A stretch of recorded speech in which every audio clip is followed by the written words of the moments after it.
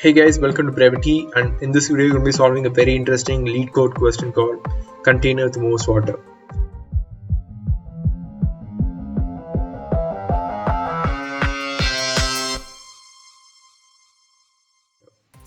So the problem statement is actually quite simple. You'll be given an array of heights.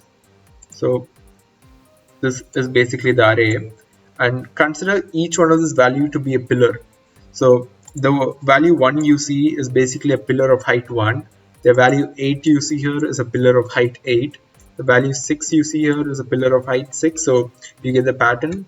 So and each one of these pillars is spaced 1 unit apart from each other. So this pillar and this pillar, distance between these two pillars is unit 1. The distance between this pillar and the third pillar you see here is unit 2. So we have to find two pillars such that the area between the two pillars is maximum. More specifically, the area of water which these two pillars can hold is maximum. So it basically forms a structure like this. This is one pillar and this one pillar.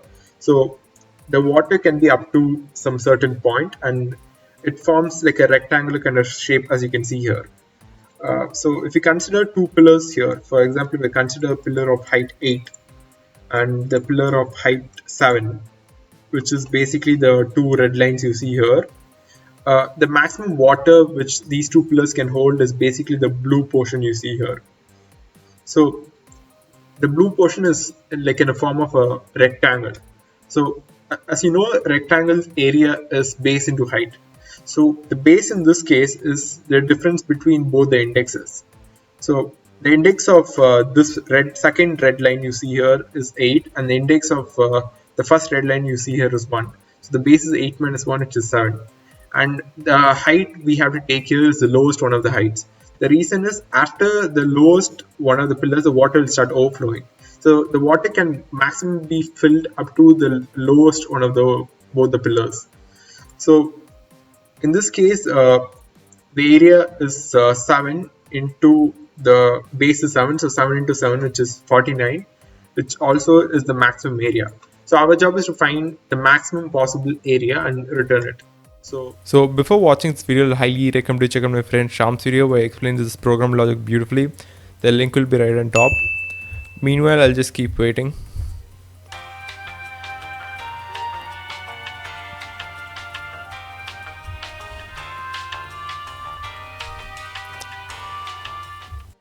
So the coding part of this is actually quite easy.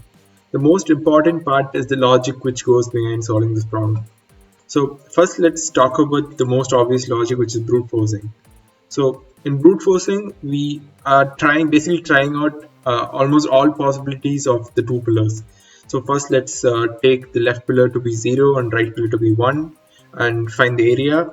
Next, let's increment the right pillar by 1 and find the new area, and it goes on till the right reaches end. Next, we try to increment the left pillar by 1 and do the same procedure over and over again till we find every single possibilities of area, and we get all the area. So the time complexity in this case is n square, because we are kind of trying out every single combinations in pair of 2. So it'll take us 2 loops to solve this problem, which makes it n square.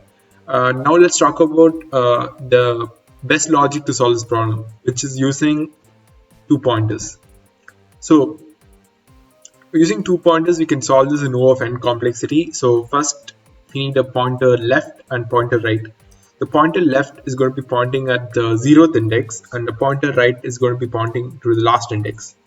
So as we know, the area is based into height, where the base is basically the right index minus the left index, so r minus l, and the height is the minimum of both the height of pillars, because I already told you why it should be the minimum, because consider a container like this.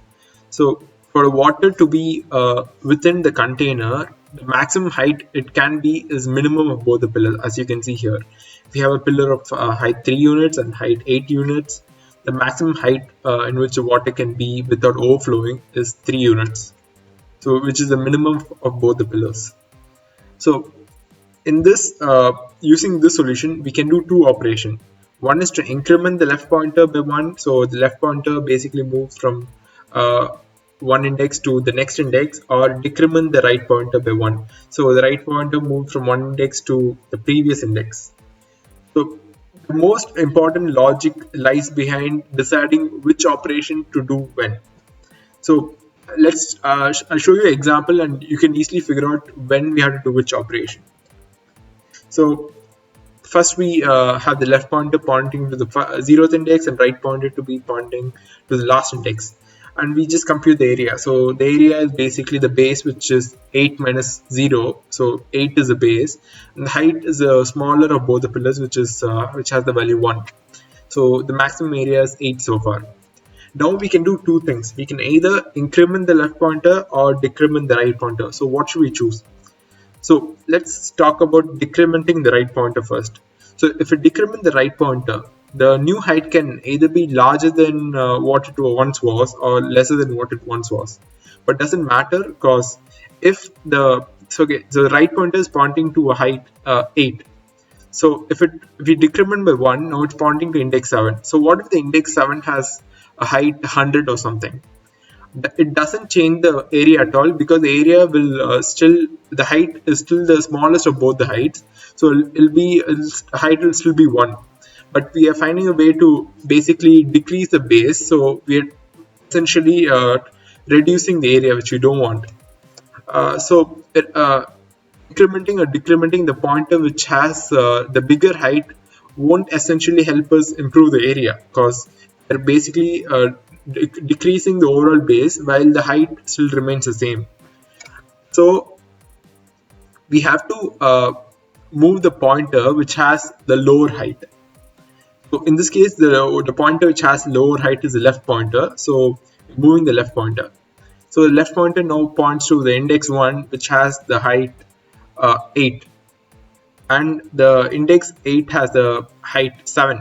So the new area is basically the base, which is 8 minus 1, 7, and the height, which is the minimum of both, which is also 7. So the new area is 7 into 7, 49. So which is the max area so far. And now the same procedure. We need to find which has the lower height. Now the pointer right has the lower height, so we are decrementing it by 1. So the right pointer only operation we do is decrementing, and left pointer only operation we can do is incrementing. So since right pointer has the lower value, now we are decrementing the right pointer by 1. So this is a new scenario. The base is reduced by 1 and the height is reduced with the lower height, which is basically 3 in this case, and the new area is computed, which is 18. So 18 is obviously lesser than the maximum area so far, which is 49. So we can just keep the maximum area at 49 and not change it. So the new case, now we have to find the smaller height, which is the right index again. So we have to decrement the right index by 1. So this is a new scenario. Right index is pointing to height 8. So the minimum height is 8 again, 8 here, because both the pillars has the height 8, and the base has the a base of 1, 2, 3, 4, 5. So the new area this scenario is 40, because it's 8 into 5, and 40 is still less than 49, so we can just move on. So since both the pointers pointing to the same height, it doesn't matter which pointer you move. So in this scenario, we're just moving the right pointer, and the new area becomes the same procedure. In this case, it's 4 into 4, 16. It's still not greater than 49, which we had so far. So we're just moving, and we keep doing the procedure till the I is just 1 away from j. So the time complexity for this problem is often, because we basically just need one loop to do this, just one while loop, and every instance of while loop we are either incrementing I or decrementing j till they both meet. So the time complexity is often, it's a very good time complexity, and we actually don't need any extra list or array to solve this problem. We just need an extra variables in form of pointers. So now let's try to code this using Python. So the first step is to obviously initialize both the pointers. I'm having pointer left which points to 0th index, the pointer r which points to the last index, which is length of height minus 1. And we need a variable to keep track of the maximum area in each iteration. So I'm having a variable m which I'm defaulting to 0. So M is basically the maximum area, and while the left pointer is less than the right pointer.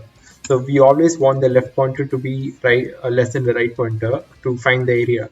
And if while the loop is running, we have to check if the left pointer height is less than the right pointer height. If that's a condition, we have to increment the left pointer by 1. If that's not the condition, it means the right pointer height is lesser, so we have to decrement right pointer by 1. So while the incrementing and decrementing is going on, we need to we need to find the new area and compare the maximum area so far. So we can just use an extra variable, current area, which the area is height into base. So the height is the smaller height. In this if condition, it's the left pointer height, and the base is basically just r minus l.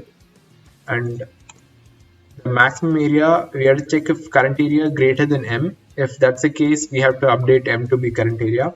Or you can just use the inbuilt max function to do this, which is max of current area and m.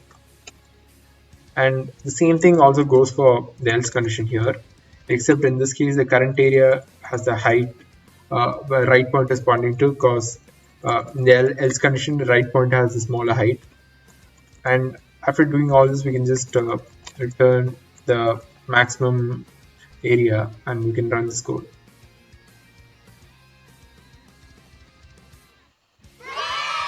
So as you can see, this program runs, and in order to make it a little more faster, you can probably avoid the use of maximum area variable here and copy the same thing to the function directly. But it doesn't really matter because this is actually the fastest way you can actually run this code, and the time complexity for this is O of n because we're just using one loop, and the space complexity is O of 1 because we're not using any extra array or list, we're just using 3 extra variables. So thank you for watching, and stay tuned for more content.